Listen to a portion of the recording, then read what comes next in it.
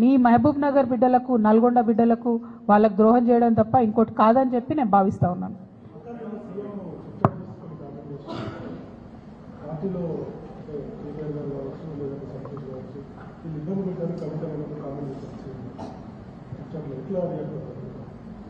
ఇప్పుడు సీఎం గారు ఏమన్నారన్నది నాకు తెలియదు, కానీ తెలంగాణ ప్రజలు అనుకుంటున్న విషయమే కదా, అది తెలంగాణ ప్రజలందరూ గమనిస్తున్న విషయమే.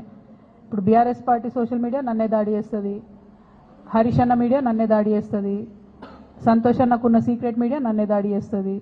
అందరు కలిసి నా మీద దాడి చేస్తున్నట్టే కదా, అలా కొత్త ఏం లేదు, అది మీ అందరి దృష్టిలో కూడా ఉన్నది కాబట్టి అది కొత్త ఏం లేదు, వింతేం లేదు. Thank you.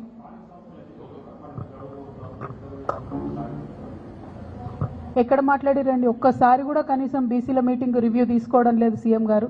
మేము పదే పదే కోరుతున్నాం, నిన్న కూడా మన తెలంగాణ జాగృతి నుండి కూడా మళ్ళీ చెప్పినాం మేము, మీరు కనుక తక్షణం నిర్ణయం తీసుకోకపోతే ఇక మంత్రుల ఇల్లు ముట్టడించుడు ఉంటుంది ఫస్ట్ ఫేజ్లో, ఇంకా కూడా నిర్ణయం తీసుకోకపోతే ముఖ్యమంత్రి గారి ఇల్లు కూడా ముట్టడించాల్సి వస్తుంది.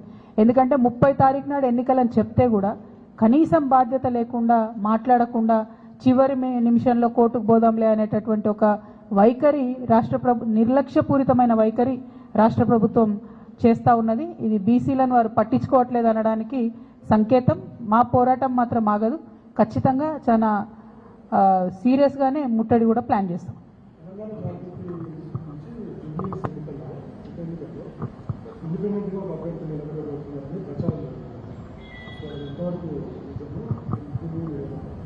జై తెలంగాణ.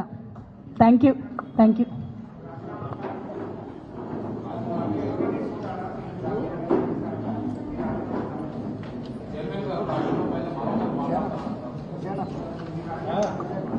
రాజీనామా నేను మంచి స్పీకర్ ఫార్మాట్లో ఇచ్చేసిన.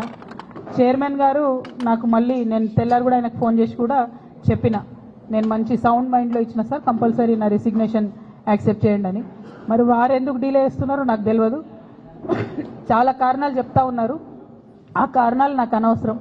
నేను రాజీనామా చేసినాను. బీఆర్ఎస్ పార్టీ ద్వారా నాకు వచ్చినటువంటి పదవి ఆనాడు వద్దనుకున్నా, ఇవాళ కూడా వద్దనుకుంటున్నా. మళ్ళీ పంపమంటే మళ్ళీ పంపుతా ఉత్తరం, నాదేం ప్రాబ్లం లేదు. Thank you.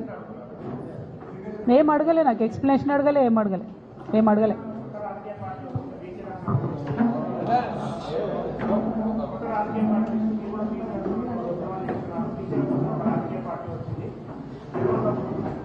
తప్పకుండా స్వాగతిస్తాం కదండి.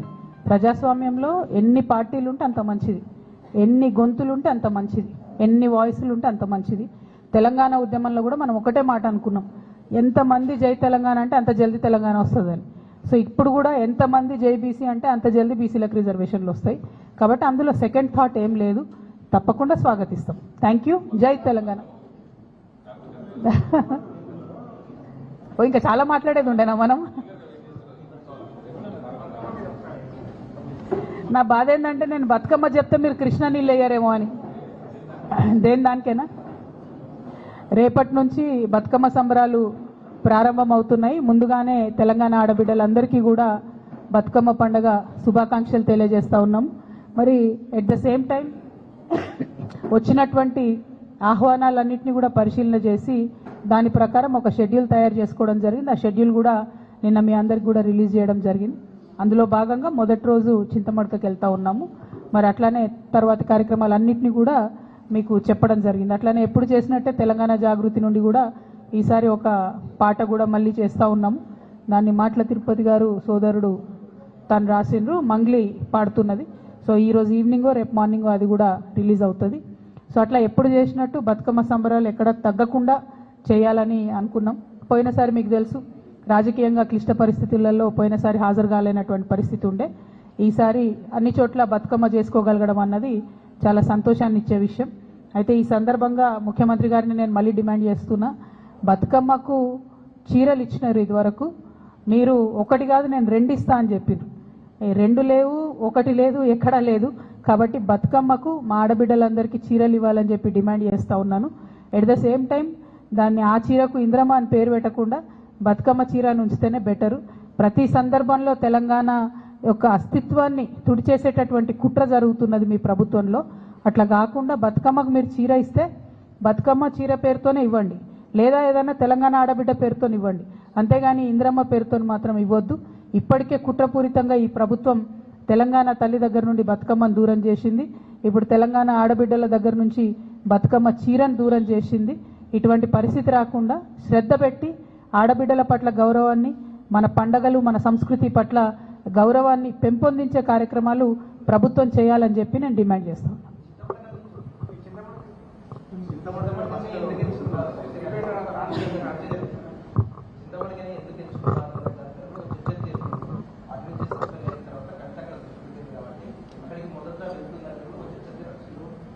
అంటే ఇప్పుడు ఆహ్వానాలు చాలా వచ్చినాయి బ్రదర్.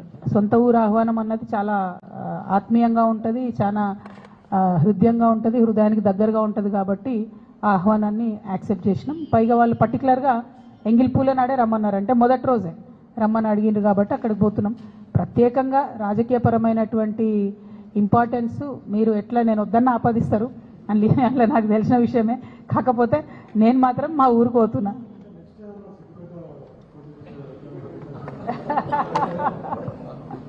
అంత దూరం ఆలోచన చేయలే బ్రదర్, అంత దూరం ఆలోచన చేయలే. Thank you so much.